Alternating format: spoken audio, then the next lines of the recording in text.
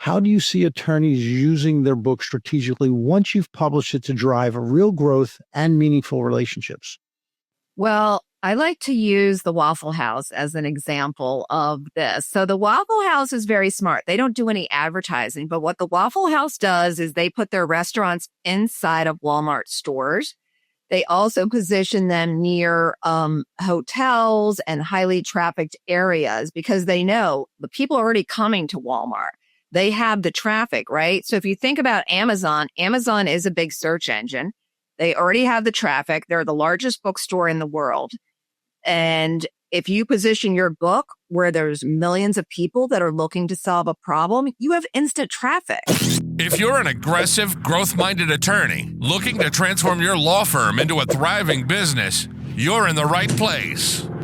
Welcome to the AGM Attorney Podcast, the #1 podcast dedicated exclusively to aggressive, growth-minded attorneys. Each episode will deliver actionable strategies and insights to help you attract ideal clients, scale your law firm, and dominate your market. And now, here's your host, Josh Konigsberg.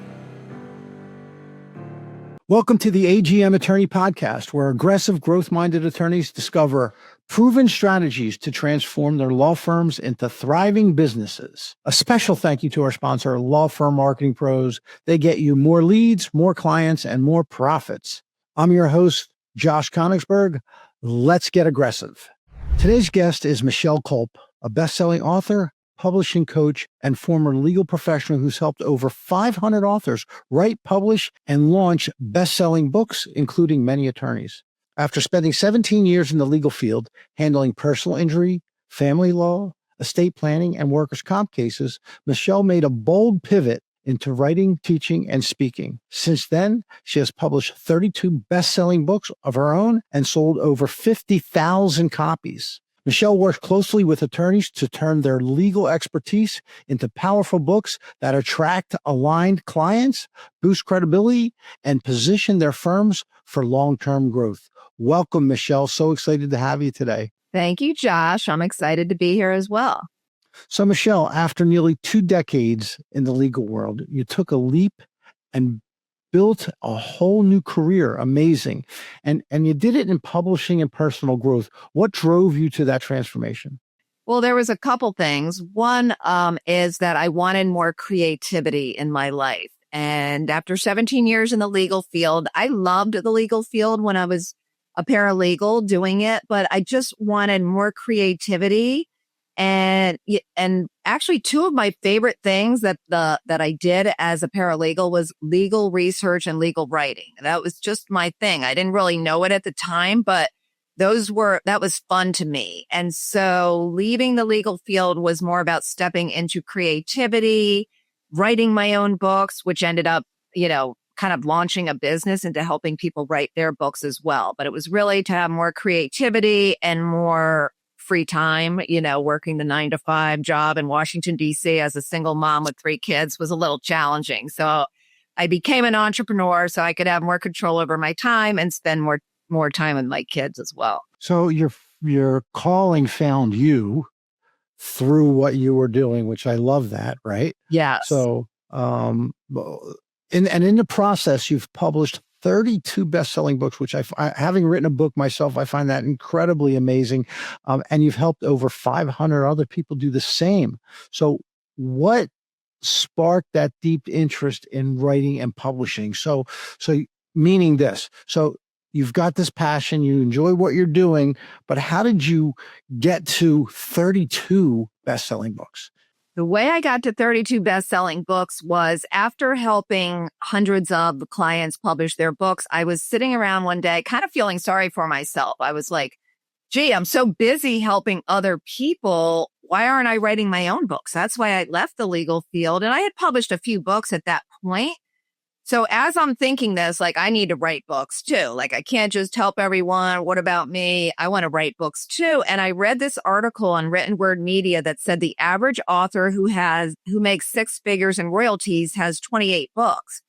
And the thought popped into my head, which seems crazy, but at the time I was like, I'm going to write a book a month and see what happens. And so in 2020, when everything shut down, I wrote a book a month for a year. And unfortunately for me, I told a lot of people I was doing this because after month one, I wanted to quit. I was like, this is insane. Why did I say this? Whenever you have big plans, it's like, stuff hits the fan. And that's what happened. It was like all this stuff started happening. I don't have time to write books.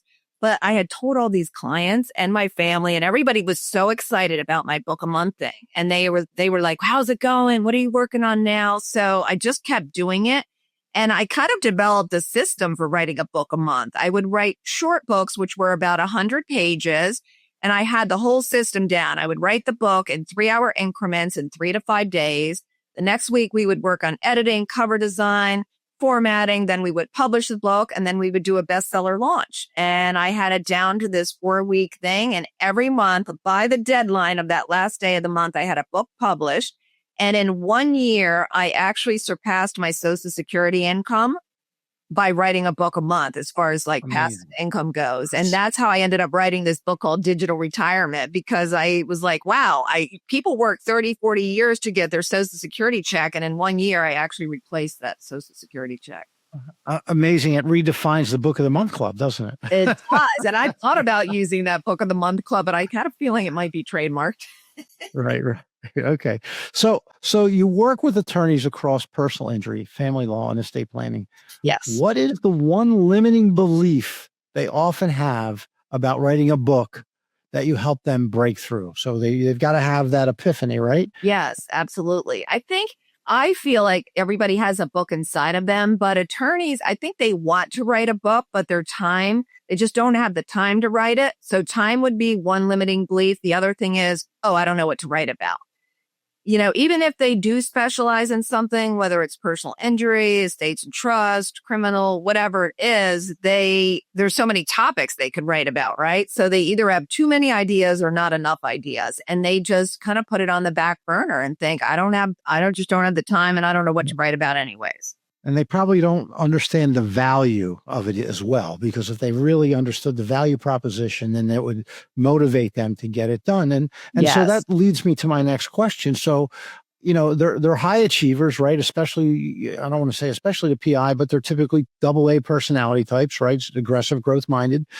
How do you get them to shift from I don't have time to actually making it part of their growth strategy? We write the book for them. It's pretty simple. I realized a long time ago, it's like, when you have an online business, there's like, do it yourself, right? Like my digital retirement, I have a course. It's do it yourself. So if there's any other crazy people that want to write a book a month, they can go take my course, right? Do it yourself. Then there's done with you. And then there's done for you. And I find CEOs, attorneys, financial professionals, all those types of people, they don't have the time.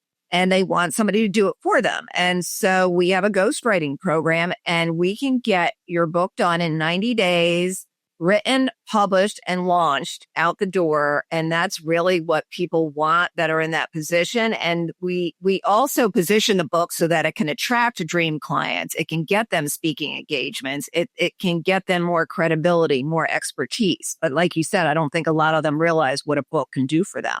Right. Yep. So what is something that most people misunderstand about becoming a best-selling author, and how do you help your clients approach it?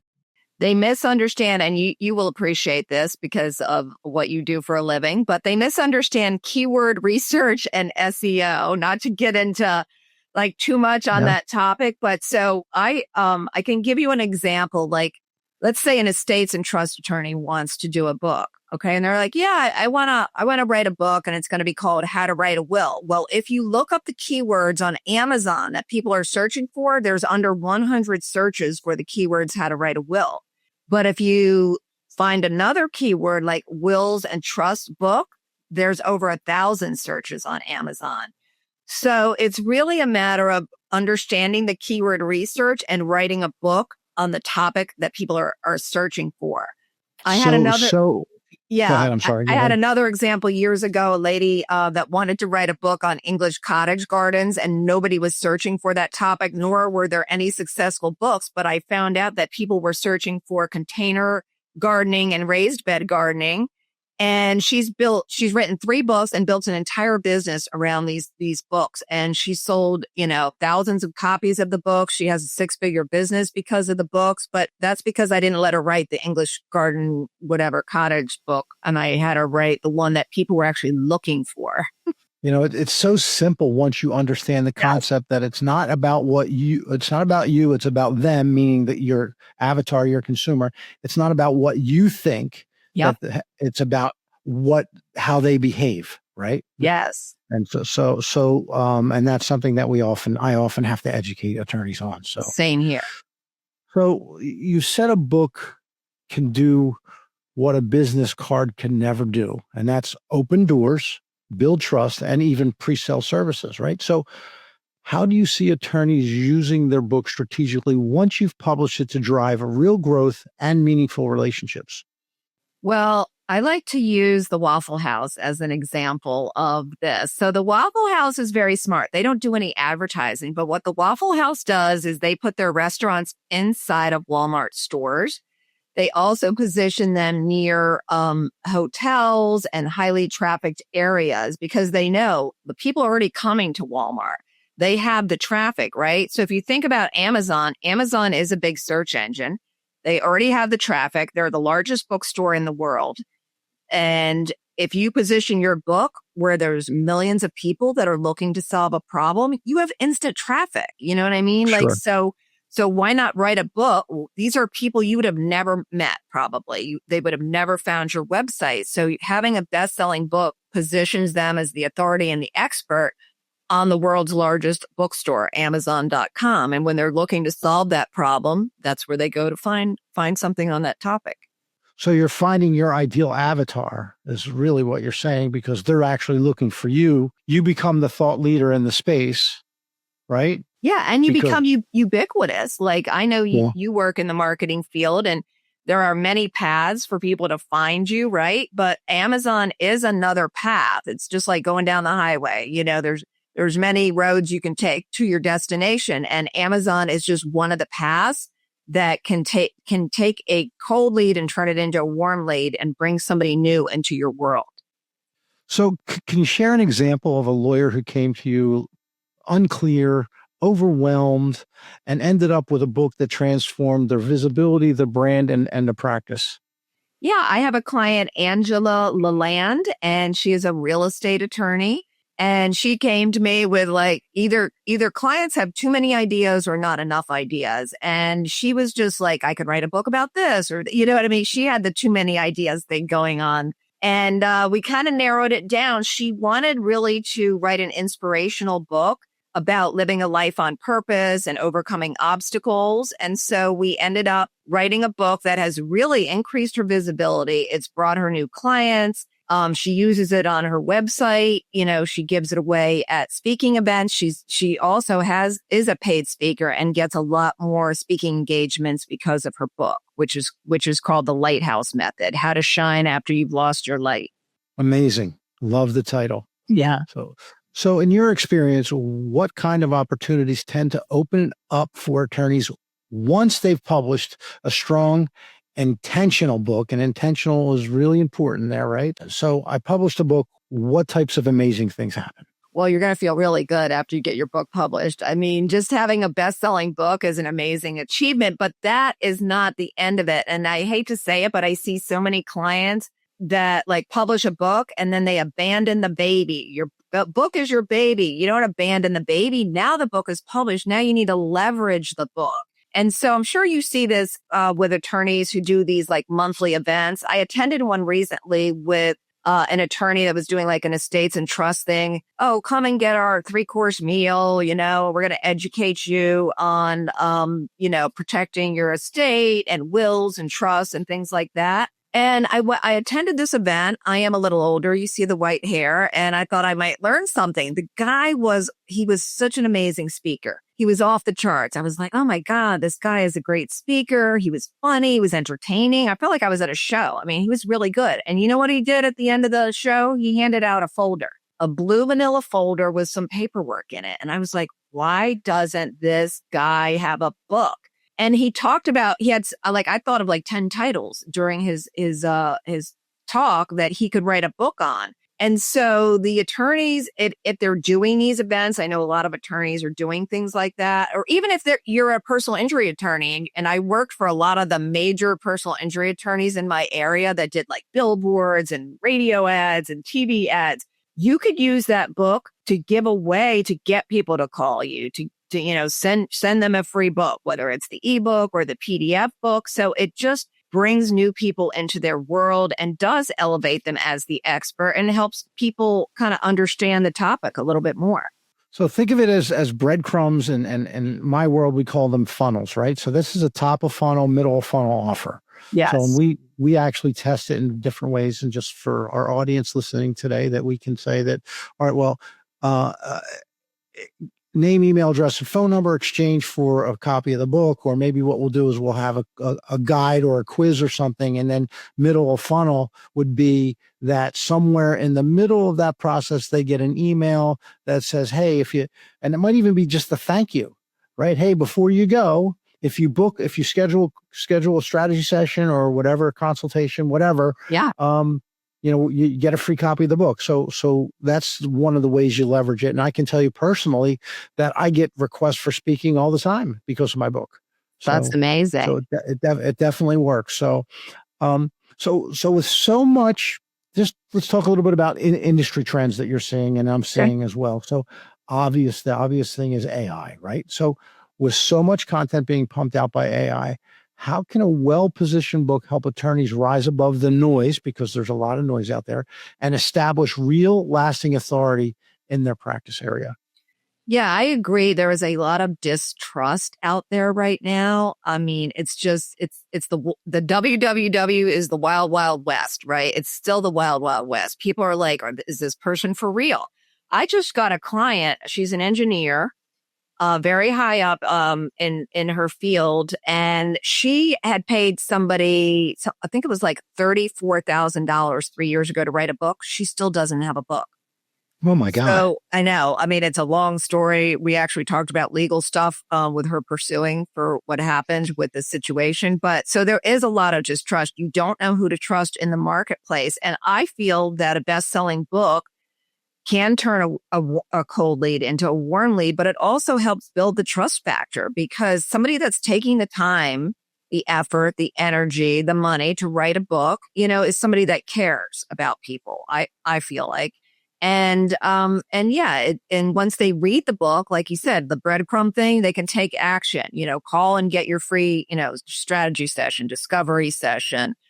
Call with us. So it turns that distrust, I think, into more trust, having that. With all this experience that you have, obviously, both in the legal field and now as a best-selling author. So what an incredible journey. And you have all this experience. What final piece of advice would you share with aggressive, growth-minded attorneys who want to grow the firm, elevate their authority, and create a deeper sense of purpose through a book that they've been meaning or thinking about writing?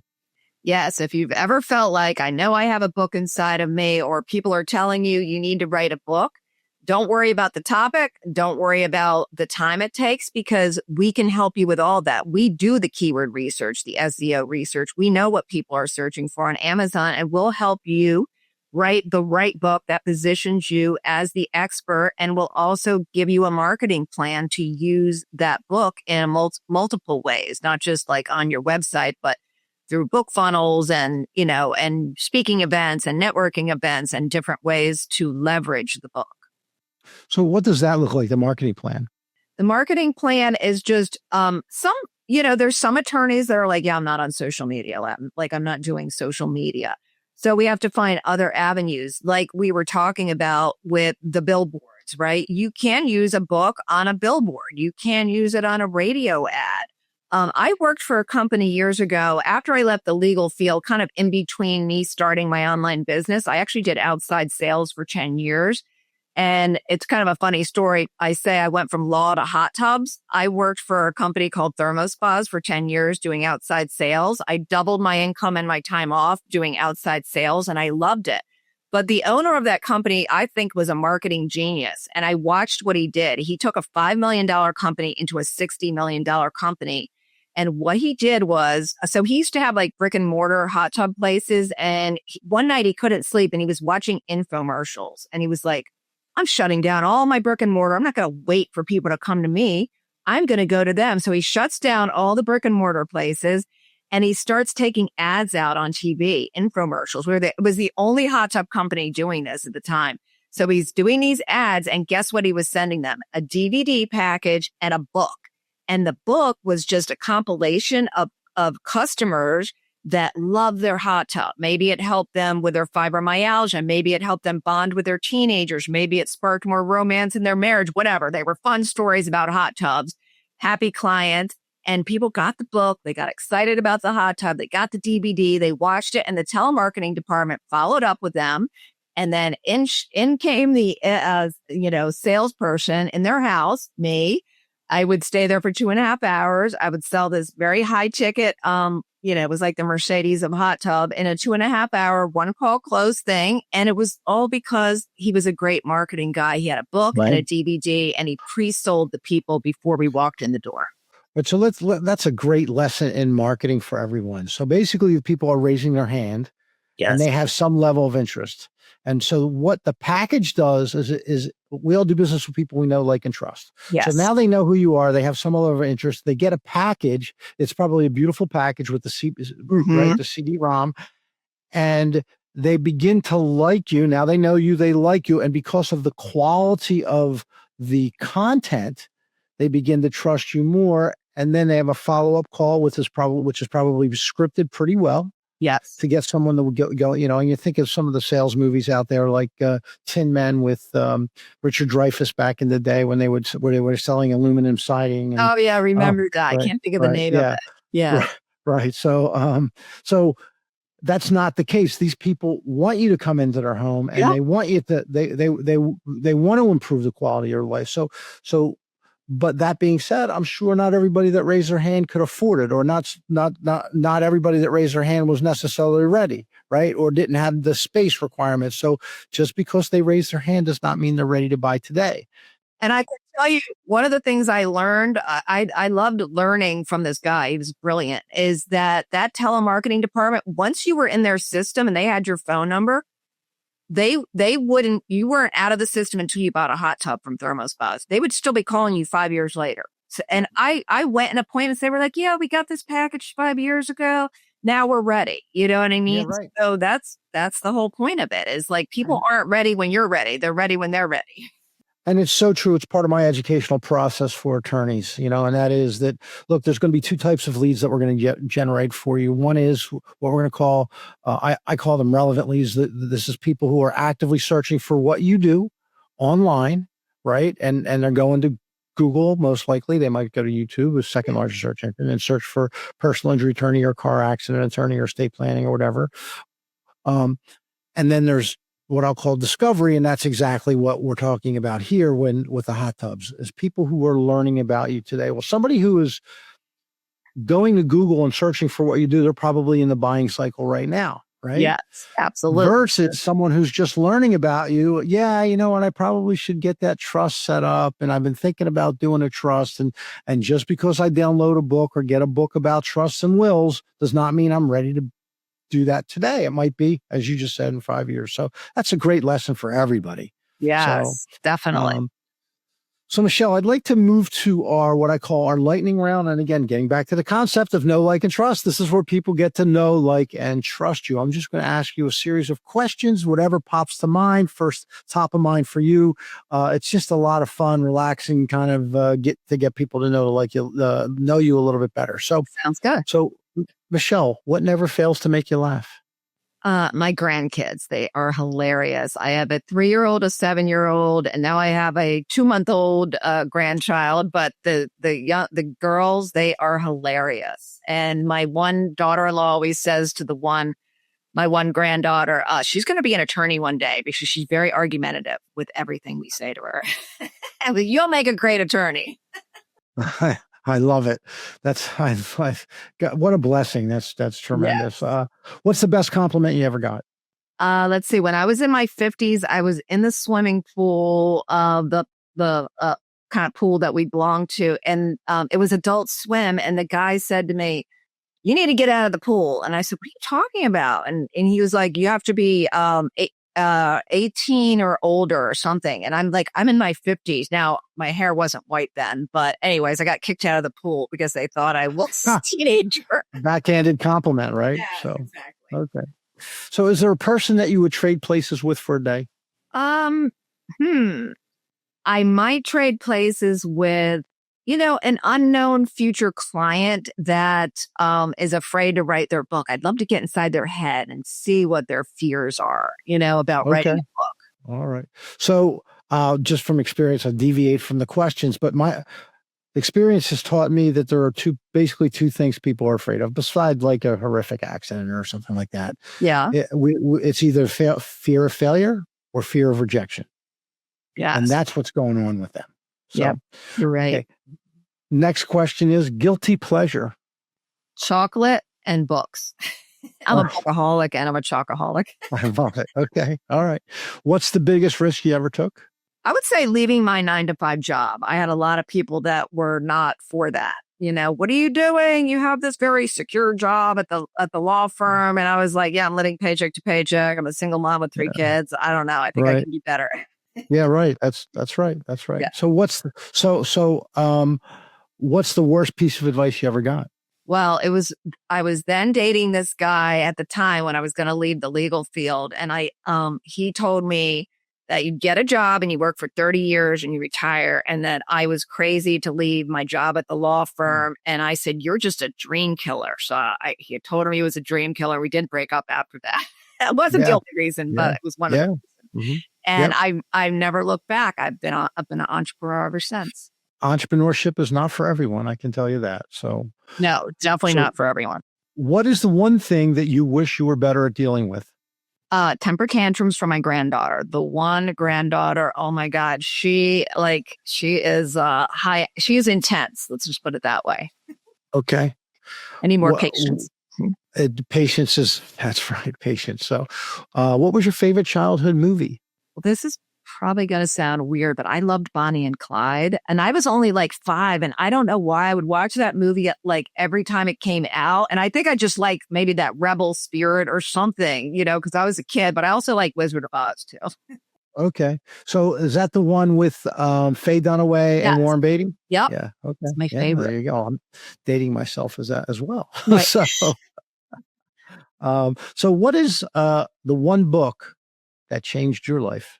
Well, after I left the legal field, my whole identity was really wrapped around, I worked in that field for 17 years. All I knew was law. And my identity was very wrapped up in the legal field. And I thought I was having a heart attack after I left. And I went to the emergency room and they did all these tests on me. And they're like, you're not having a heart attack. There's nothing wrong with you. We think you're having anxiety. I'm like, anxiety? What's that? Because I worked in a very fast paced environment. But now I went from fast paced to zero, you know what I mean? And so they referred me to a psychologist, and the psychologist wanted me to take medication. And ever since I was like a little kid, I never liked medicine. I wouldn't even take an aspirin when my parents tried to give me like medicine. So I go, yeah, do you have anything else besides medication? He goes, no, that's your only option. So I said, yeah, I'm not interested. So I left there and I went to the bookstore, and books are always the answer to my problems. And I found a book called Wherever You Go, There You Are. And it was about meditation. And I was having anxiety attacks because my whole identity was like gone. And I had to create like a new life and a new identity and everything. And I was having a lot of anxiety. I didn't even know it at the time. But anyways, I read that book. I started meditating. And a year later, I never, ever had a panic attack again. So I would say the meditation book. Such good stuff, meditation. So yes, love that story. So tell us something that most people don't know about you. Okay, I will be dating myself as well, but during college, I used to walk up the WWF wrestlers. I was on TV. I walked up Playboy Buddy Rose. That wasn't his real name. And Kurt Hennig, who was Mr. Perfect. Me and my girlfriend, I was a cocktail waitress at the Sheraton Hotel. That's where all the stars stayed to play at the Capitol Center. And so I met people like David Lee Roth and Eddie Van Halen, and I met a lot of sports guys. But anyways, we met the wrestlers and they were like, oh, we need women to walk us up on the ring. I mean, I was at Madison Square Garden. I was at the Civic Center in Baltimore. We used to travel around and I mean, it wasn't a full-time gig, but we would walk them up and we were on TV and we had like one-piece bathing suits on and high heels. And we used to take their little jacket off. They were the bad guys. And so trash was thrown at them and we're up there. And I mean, we used to sign like autographs. And I mean, it was like a crazy time. And then my family, my parents were very religious. So I did not tell my parents I was walking up wrestlers in a one-piece bathing suit with the heels. So my Italian grandmother from New York calls, I think I just saw Michelle on TV. I think I was like 17 or 18 or whatever. And they're like, what? Our daughter's on TV. So I was in big trouble for that. Ah, that's so funny. It didn't last long, but Great. anyways. Oh, what a fascinating journey, Michelle. That's been great. Listening to your story and your journey. This is tremendous. Can you tell our listeners, like, what's the best way to contact you to learn more about how they can hire you to help them write a book? Sure. They can book a free call with me. They can go to bestsellerchat.com, which will just basically redirect them to bestsellingauthorprogram.com. And right on there, you just fill out a quick questionnaire and that'll take you to my calendar and book a call with me. And we can talk about the book that's inside of you that needs to come out. Love it. Love it. Well, that's a wrap for today, Michelle. It's been so wonderful to get to know you better and hear your journey. Thanks again for joining us. Bye for now. Thanks for listening to another episode of the AGM Attorney Podcast. Now it's time to put these strategies into action and accelerate your growth. If you enjoyed today's episode, please like, subscribe, and share. And we'll see you next time.